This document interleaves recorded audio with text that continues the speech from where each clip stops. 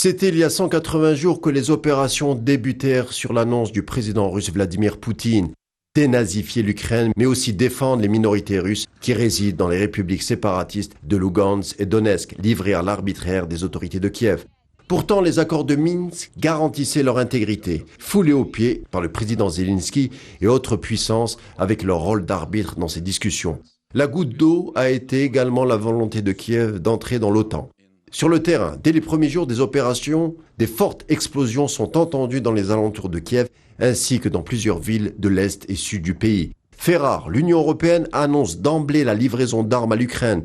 Dans la foulée, les Occidentaux décident d'enclencher une série de sanctions économiques à l'endroit de la Russie, durcies au fil du temps.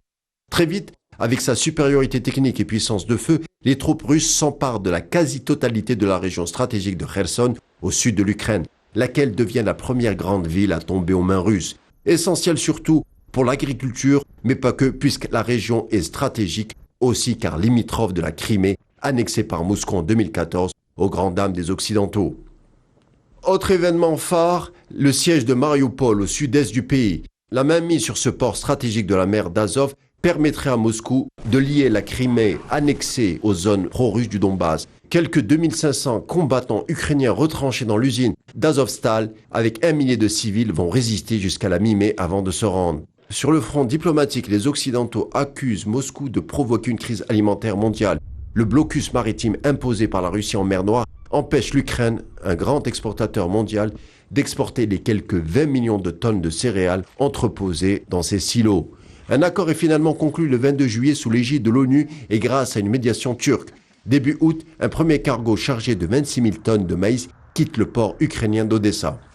Les cruciales exportations de gaz russe vers l'Europe, notamment l'Allemagne et l'Italie, sont en baisse constante. Gazprom a aussi interrompu ses livraisons à plusieurs clients européens qui ont refusé de payer en monnaie russe, le rouble.